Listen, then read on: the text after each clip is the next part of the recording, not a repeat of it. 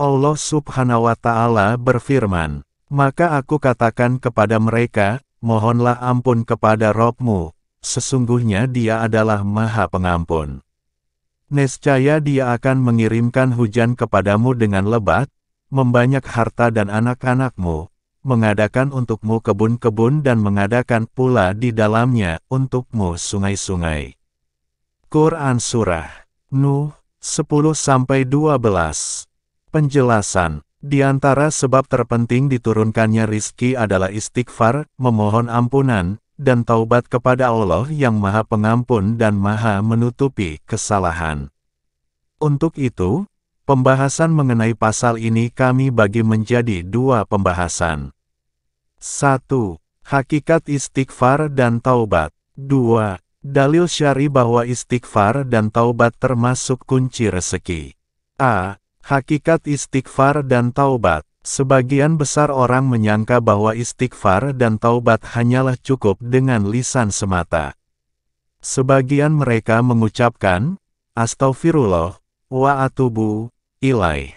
Aku memohon ampunan kepada Allah dan bertaubat kepadanya. Tetapi kalimat-kalimat di atas tidak membekas di dalam hati, juga tidak berpengaruh dalam perbuatan anggota badan.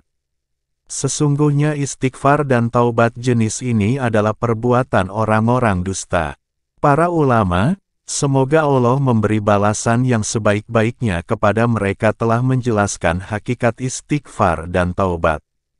Imam Ar-Raghib Al-Asfahani menerangkan, dalam istilah syarat, taubat adalah meninggalkan dosa karena keburukannya, menyesali dosa yang telah dilakukan, berkeinginan kuat untuk tidak mengulanginya dan berusaha melakukan apa yang bisa diulangi, diganti.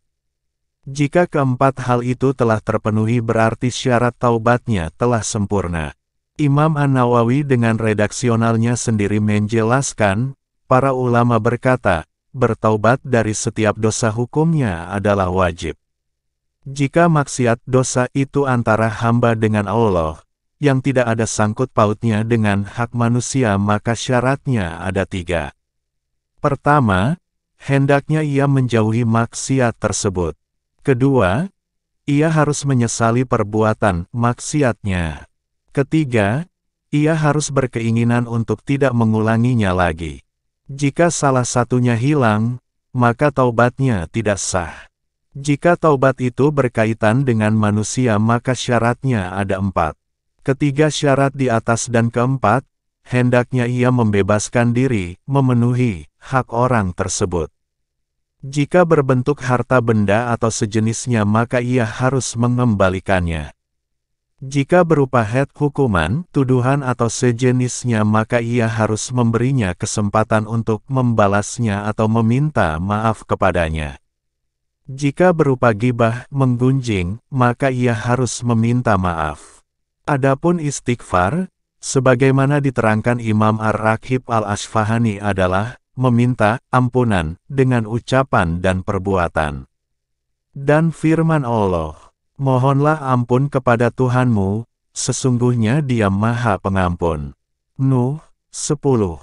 Tidaklah berarti bahwa mereka diperintahkan meminta ampun hanya dengan lisan semata, tetapi dengan lisan dan perbuatan. Bahkan hingga dikatakan, memohon ampun istighfar hanya dengan lisan saja tanpa disertai perbuatan adalah pekerjaan para pendusta. B. Dalil syar'i bahwa istighfar dan taubat termasuk kunci rezeki. Beberapa nas teks Al-Quran dan Al-Hadits menunjukkan bahwa istighfar dan taubat termasuk sebab-sebab rizki dengan karunia Allah. Di bawah ini beberapa nas dimaksud. 1. Apa yang disebutkan Allah tentang Nuh yang berkata kepada kaumnya, "Maka aku katakan kepada mereka, mohonlah ampun kepada Tuhanmu, sesungguhnya Dia adalah Maha Pengampun, niscaya Dia akan mengirimkan hujan kepadamu dengan lebat, dan membanyakkan harta dan anak-anakmu dan mengadakan untukmu kebun-kebun dan mengadakan pula di dalamnya untukmu sungai-sungai." Nuh 10-12. Ayat-ayat di atas menerangkan cara mendapatkan hal-hal berikut dengan istighfar. A. Ampunan Allah terhadap dosa-dosanya. Berdasarkan firman-Nya, sesungguhnya Dia adalah Maha Pengampun. B. Diturunkannya hujan yang lebat oleh Allah. Ibnu Abbas radhiyallahu anhu berkata, Midraara adalah hujan yang turun dengan deras. C. Allah akan membanyakkan harta dan anak-anak. Dalam menafsirkan ayat, Atta berkata, niscaya Allah akan membanyakkan harta dan anak-anak kalian. D. Allah akan menjadikan untuknya kebun-kebun. E. Allah akan menjadikan untuknya sungai-sungai. Imam Al-Qurtubi berkata, dalam ayat ini, juga disebutkan dalam surat Hud, adalah dalil yang menunjukkan bahwa istighfar merupakan salah satu sarana meminta diturunkannya rizki dan hujan.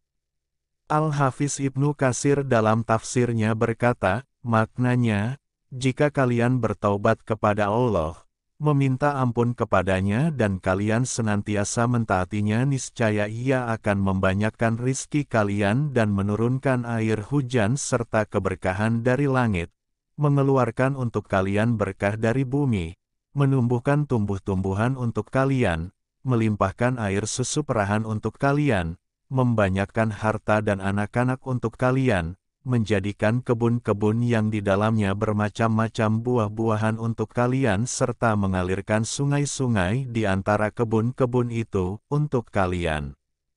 Demikianlah, dan Amirul Mukminin Umar bin Khattab juga berpegang dengan apa yang terkandung dalam ayat-ayat ini ketika beliau memohon hujan dari Allah. Mutrif meriwayatkan dari As-Syabi, bahwasanya Umar keluar untuk memohon hujan bersama orang banyak. Dan beliau tidak lebih dari mengucapkan istighfar, memohon ampun kepada Allah, lalu beliau pulang. Maka seseorang bertanya kepadanya, aku tidak mendengar Anda memohon hujan.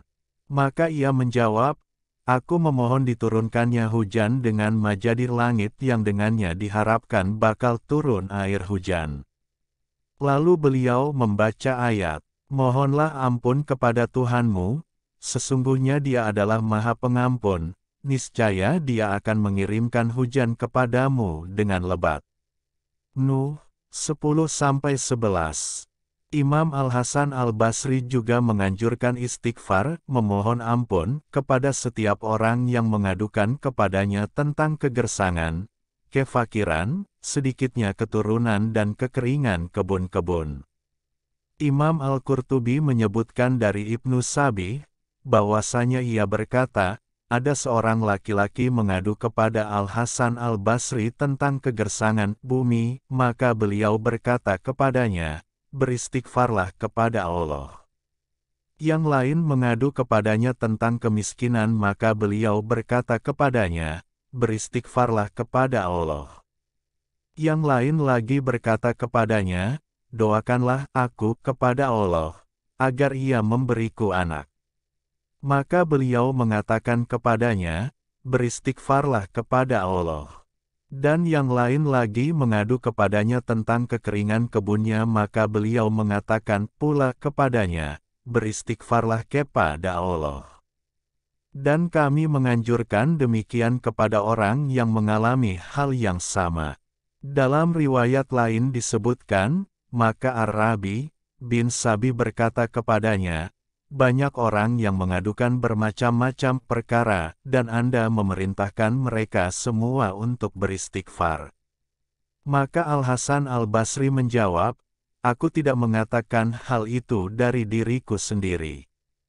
Tetapi sungguh Allah telah berfirman dalam surat Nuh, mohonlah ampun kepada Tuhanmu, sesungguhnya Dia adalah Maha Pengampun, niscaya Dia akan mengirimkan hujan kepadamu dengan lebat, dan membanyakkan harta dan anak-anakmu dan mengadakan untukmu kebun-kebun dan mengadakan pula di dalamnya untukmu sungai-sungai. Nuh 10-12. Allahu Akbar. Betapa agung, besar dan banyak buah dari istighfar. Ya Allah, jadikanlah kami termasuk hamba-hamba-Mu yang pandai beristighfar. Dan karuniakanlah kepada kami buahnya, di dunia maupun di akhirat. Sesungguhnya Engkau Maha mendengar dan Maha mengabulkan. Amin. Wahai yang Maha hidup dan terus menerus mengurus makhluknya. 2. Ayat lain adalah firman Allah yang menceritakan tentang seruan Hud kepada kaumnya agar beristighfar. Dan Hud berkata, "Hai kaumku, mohonlah ampun kepada Tuhanmu lalu bertaubatlah kepadanya. Niscaya Dia menurunkan hujan yang sangat lebat atasmu dan Dia akan menambahkan kekuatan kepada kekuatanmu dan janganlah kamu berpaling dengan berbuat dosa." Hud 52. Al-Hafiz Ibnu Katsir dalam menafsirkan ayat yang mulia di atas menyatakan, kemudian Hud memerintahkan kaumnya untuk beristighfar yang dengannya dosa-dosa yang lalu dapat dihapuskan, kemudian memerintahkan mereka bertaubat untuk masa yang akan mereka hadapi.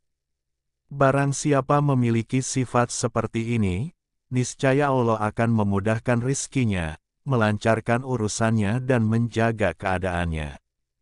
Karena itu Allah berfirman, niscaya Dia menurunkan hujan yang sangat lebat atasmu. Ya Allah, jadikanlah kami termasuk orang-orang yang memiliki sifat taubat dan istighfar, dan mudahkanlah rizki-rizki kami, lancarkanlah urusan-urusan kami serta jagalah keadaan kami. Sesungguhnya Engkau Maha mendengar lagi Maha mengabulkan doa. Amin. Wahai Zat yang memiliki keagungan dan kemuliaan. 3. Ayat yang lain adalah firman Allah. Dan hendaklah kamu meminta ampun kepada Tuhanmu dan bertaubat kepadanya, jika kamu mengerjakan yang demikian, niscaya Dia akan memberi kenikmatan yang baik, terus-menerus kepadamu sampai kepada waktu yang telah ditentukan, dan Dia akan memberi kepada tiap-tiap orang yang mempunyai keutamaan, balasan keutamaannya. Jika kamu berpaling, maka sesungguhnya aku takut kamu akan ditimpa siksa hari kiamat. Hud 3. Pada ayat yang mulia di atas, terdapat janji dari Allah yang Maha Kuasa dan Maha Menentukan berupa kenikmatan yang baik kepada orang yang beristighfar dan bertaubat. Dan maksud dari firman-Nya, niscaya Dia akan memberi kenikmatan yang baik terus-menerus kepadamu. Sebagaimana dikatakan oleh Abdullah bin Abbas adalah, Ia akan menganugerahi rizki dan kelapangan kepada kalian. Sedangkan Imam Al-Qurtubi dalam tafsirnya mengatakan, inilah buah dari istighfar dan taubat. Yakni Allah akan memberi kenikmatan kepada kalian dengan berbagai manfaat berupa kelapangan rizki dan kemakmuran hidup serta Ia tidak akan menyiksa kalian sebagaimana yang dilakukannya terhadap orang-orang yang dibinasakan sebelum kalian. Dan janji Tuhan yang Maha Mulia itu diutarakan dalam bentuk pemberian balasan sesuai dengan syaratnya. Syekh Muhammad Al-Amin As-Syinkiti berkata, ayat yang mulia tersebut menunjukkan bahwa beristighfar dan bertaubat kepada Allah dari dosa-dosa adalah sebab sehingga Allah menganugerahkan kenikmatan yang baik kepada orang yang melakukannya sampai pada waktu yang ditentukan. Allah memberikan balasan yang baik atas istighfar dan taubat itu dengan balasan berdasarkan syarat yang ditetapkan. 4. Dalil lain bahwa beristighfar dan taubat adalah di antara kunci-kunci rizki yaitu hadits yang diriwayatkan Imam Ahmad, Abu Dawud, An-Nasai, Ibnu Majah dan Al-Hakim dari Abdullah bin Abbas. Ia berkata, Rasulullah bersabda, barang siapa memperbanyak istighfar, mohon ampun kepada Allah, niscaya Allah menjadikan untuk setiap kesedihannya jalan keluar dan untuk setiap kesempitannya kelapangan dan Allah akan memberinya rizki yang halal dari arah yang tiada disangka-sangka. Dalam hadits yang mulia ini, Nabi yang jujur dan terpercaya, yang berbicara berdasarkan wahyu, mengabarkan tentang 3 hasil yang dapat dipetik oleh orang yang memperbanyak istighfar. Salah satunya yaitu, bahwa Allah yang Maha memberi rizki, yang memiliki kekuatan akan memberikan rizki dari arah yang tidak disangka-sangka dan tidak diharapkan serta tidak pernah terdetik dalam hatinya. Karena itu, kepada orang yang mengharapkan rizki hendaklah ia bersegera untuk memperbanyak istighfar, memohon ampun, baik dengan ucapan maupun perbuatan. Dan hendaknya setiap muslim waspada, sekali lagi hendaknya waspada, dari melakukan istighfar hanya sebatas dengan lisan tanpa perbuatan. Sebab itu adalah pekerjaan para pendusta.